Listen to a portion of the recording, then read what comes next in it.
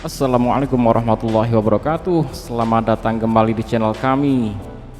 Oke sahabat semuanya, kita masih membahas tentang perkembangan mobil listrik. Mobil listrik ini luar biasa perkembangannya. Dari BYD, kemudian ini VinFast luar biasa mengguncang dunia.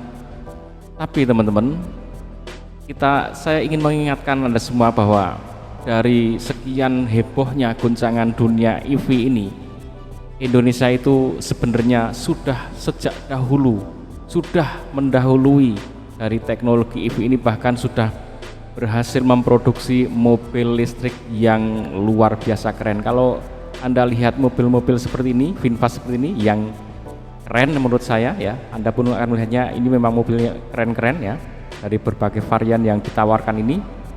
Tapi Indonesia bisa menciptakan yang mau lebih keren bisa, mau yang sama ini juga bisa, mau kelas di bawahnya yang mungkin budgetnya biar lebih murah juga bisa. Indonesia itu apapun bisa ya, nanti nggak bisanya ada di mana kita bahas. Dan inilah si kuning Selo, dan ini adalah buatan Indonesia. Coba kalau dibandingkan dengan VinFast yang tadi, ini tentunya luar biasa jauh lebih keren. Dan ini didesain mobil sport, jadi yang mobil model keluarga juga sudah dibuatkan. Ini adalah mobil sport ala Lamborghini buatan dalam negeri yang diberi nama Selo. Selo ini adalah generasi kedua mobil Tucusi yang telah disempurnakan baik dari segi desain dan juga gearboxnya. Ingin tahu seperti apa sih keseksian interior desainnya? Yuk kita lihat. Oke, Mbaknya tadi nyebut perkembangan dari mobil Tucusi ya. Ya, inilah mobil Tucusi yang sebelumnya ya, mobil listrik yang sudah keren ya. Dan ini dikembangkan menjadi yang si kuning Selo tadi. Oke, kita lanjutkan ke si kuning lagi. Mobil sport mewah yang mirip dengan mobil Lamborghini buatan Eropa ini dibuat oleh Kupu-Kupu Malam, pengrajin mobil dari Yogyakarta, Jawa Tengah. Mobil ini memiliki interior desain yang dilapisi kulit dan panel mobil yang serba digital. Mobil berpenumpang 4 ini dapat dipacu dengan kecepatan 150 km per jam dengan menggunakan baterai Nipres yang dapat dicas 3 jam untuk penggunaan selama 5 jam perjalanan. Oke, saya agak edit dikit ya. Pas Ridwan Hanif mengecek ke garasi Kupu-Kupu Malam, dia baca juga buku manual bukunya. Ini bukan kecepatan maksimalnya bukan 150 tapi 250 km per jam ya. Ini mobil sport kenceng ya. Selo ini merupakan generasi kedua mobil listrik mewah setelah Tucusi yang mengalami kecelakaan di Megatan, Jawa Timur saat dikendarai Menteri BUMN Dahlan Iskan Januari silam. Kini, mobil Selo telah memiliki gearbox untuk meringankan kerja sistem pengereman. Menurut pembuatnya, 70% komponen mobil mewah ini adalah buatan dalam negeri, hanya mesin listrik yang diimpor. Dari sisi performa ini kaitannya dengan masalah safety ya, dari sisi paling bawah, dari undercarriage, chassis, naik ke roll case, naik ke bodi itu sendiri, sampai aksesoris-aksesoris lain yang bisa menjadi safety dalam orang menggunakan mobil ini.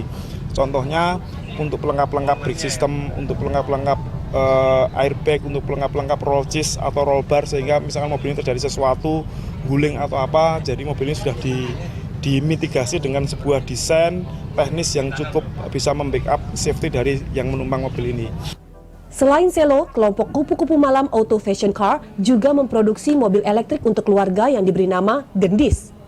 Mobil berpenumpang 4 orang ini dilengkapi interior mewah seperti TV, minibar untuk wine, dan pemanas cerutu. Produksi mobil elektrik Selo dan Gendis ini didanai oleh Menteri BUMN Dahlan Iskan yang pernah mengendarai mobil ini di ajang internasional APEC di Bali awal Oktober lalu. Ya, bagi Anda yang berminat untuk memiliki mobil mewah ala Lamborghini buatan dalam negeri ini, Anda bisa membelinya seharga 1,5 miliar rupiah. Namun mobil ini belum bisa diproduksi massal karena baru prototipenya saja. Rianti Rahadiana, Dwi Nanto. Oke, setelah melihat karya anak-anak kita melihat mobil yang keren-keren, yang gempuran dari BYD, gempuran dari Vietnam, dari manapun Eropa. kita sebenarnya sudah nggak kaget lagi. Kita bisa bikin yang mau lebih keren bisa, mau sekelas ini juga bisa, mau di bawahnya bisa, tinggal nanti mau di budget berapa. Oke, kita akan lihat lagi apa masalahnya kok kita nggak bisa memproduksi mobil. Padahal Cina bisa, Vietnam bisa, kalau Jepang dan Eropa udah nggak diomongin lagi, tapi mereka sudah dilibas sama Cina, kemudian disusul dilibas lagi oleh Vietnam. Indonesia yang nggak pernah dilibas karena nggak pernah bikin mobil ya.